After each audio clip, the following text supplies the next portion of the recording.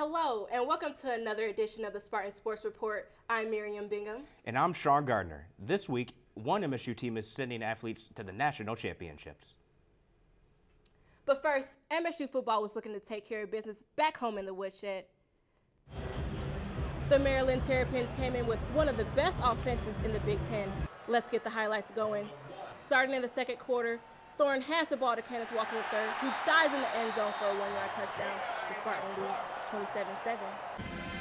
Moving on to the third quarter, a screen pass here out to Okonkwo, who makes the man miss and hurdles the defender for the score. Maryland was not out of the woods yet. The Spartans were up 34-21. In the fourth quarter, Thorne makes another play to Heisman nominee K9, making the final score of the game. That's Walker's third consecutive game with 100-plus rushing yards. MSU won 40-21. Yeah, next man up. If you're in the game, you're a starter. Whether somebody's helmet comes off and you're going in, or there's an injury, or someone gets ejected, or whatever's next man up. If you're in the game, you're a starter. Offense, defense, special teams. MSU moved up one spot in the AP poll this week to number 7. They have a very big game this Saturday against Ohio State. Jake Laskawa joins us on set now. And firstly, Jake, you were covering the MSU game this weekend. What impressed you most about the MSU team? Do you think they have a chance against the Ohio State Buckeyes? Yeah, well, I was very impressed with the game this Saturday. I think they rebounded well from the Purdue loss. The defense stepped up when they needed to, and I think Peyton Thorne looked elite on Saturday. I think that they have a chance against Ohio State. The defense just needs to play consistently, especially in the secondary. Well, they'll be traveling to Columbus, Ohio this weekend, so there will be many hopeful Spartans. Now, the real reason we're here is because you're the cross-country correspondent. So let's start off with talking about their season for both men and the women. What were some expectations going into the season, and how well did these runners perform? Yeah, well, expectations were pretty high going into the season for both teams. I'll start with the women. They were ranked number 5 going into the season. Although they lost a lot of key runners over the past 2 years, they've proven consistently that they have enough depth to replace those holes that the runners left. They're led by Jenna Magnus and Lindsey Graham. They've proven that they have both experience and leadership that can affect the team. And they had high expectations going into the year. As for the men, they finished 4th at the Big Ten Championships last season, 17th in the national championships. They're led by Morgan Beadlescomb, who was at the U.S. Olympic trials this past summer in Eugene, Oregon, and he proved that he could hang with the best of the best that the nation has to offer. Now you talk about some of these key runners on both sides. Now just diving deeper into both rosters, who are some of these top runners, because recognition has been gained and honors have been received. So could you dive deeper into some of these top runners? Yeah, like I said, on the men's side, it starts with Morgan. In every single race he's ran this season, he hasn't finished outside of the top 5 except for one meet. So he's proven himself as a national level competitor. In terms of the women, like I said, Jenna Magnus, Lindsey Graham, they're 2 expert leaders, and they are both really great runners too.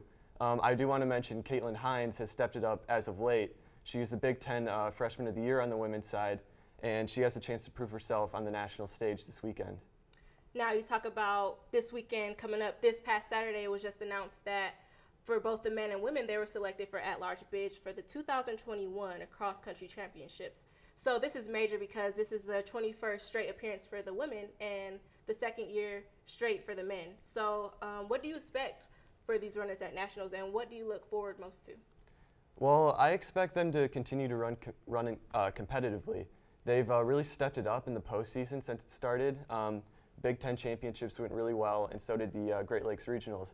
They're running competitively, they're running smart, and they're running together most importantly. They're running for each other when it comes down to it, and I think that if they keep up all of those things, All-American honors will be given out to a few of our runners at the national championships this Saturday. Wow, Jake. Well, by the sounds of it, it seems that both teams went the running distance this season. Thanks so much, Jake, for filling us in the cross-country teams compete in the national championships on Saturday in Tallahassee. We want to wish the squads the best of luck.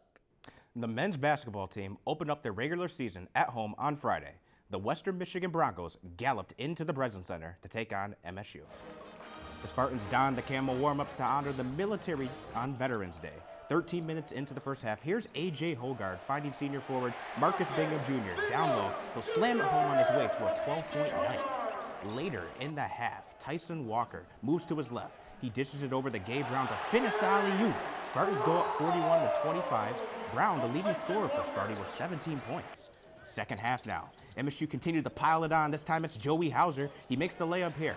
Hauser would finish with 12 points, 12 rebounds, in his 5th career double-double.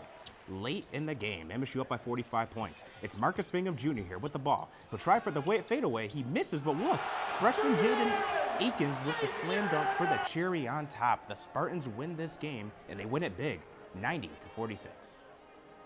It was a weird game. You know, I think they hit 4 threes in the first 5 or 6 minutes. I think we had 4 turnovers in the first 5 or 6 minutes. And then we really cranked it up defensively, got a running game going. State goes to historic Hinkle Fieldhouse to play Butler on Wednesday. Then MSU is at home again on Saturday. They play Eastern Michigan at 5 o'clock. The women's basketball team opened their regular season this week with 2 home games. The second was on Sunday against Niagara. Sparty was feeling good for this Sunday matchup. First quarter, Nia Clouden drives down the side and dishes down low to Tyre Parks, and she finishes the layup. How about some defensive action? Parks says nope, and then one, and then Clouden again with a block of her own. Now check out this ball movement. They get it to the corner for freshman Dee Hageman, and she drills the 3-ball. Later on now, she does the passing herself out to Eliza Wisden, and she drives baseline for the finish. Spartans go on to win 89-65, but head coach Susie Merchant still sees room for improvement. For us, it's just about learning what we can do better and being exposed a little bit to some areas that maybe we have to find ways to, 1, enhance, and 2, fix. MSU finishes their season opening 4-game homestand on Friday. That will do it for this edition of the Spartan Sports Report. You can always watch our shows on our YouTube channel. I'm Miriam Bingham. And I'm Sean Gardner. We won't have a show next week, so we will see you again after Thanksgiving. Thanks for watching.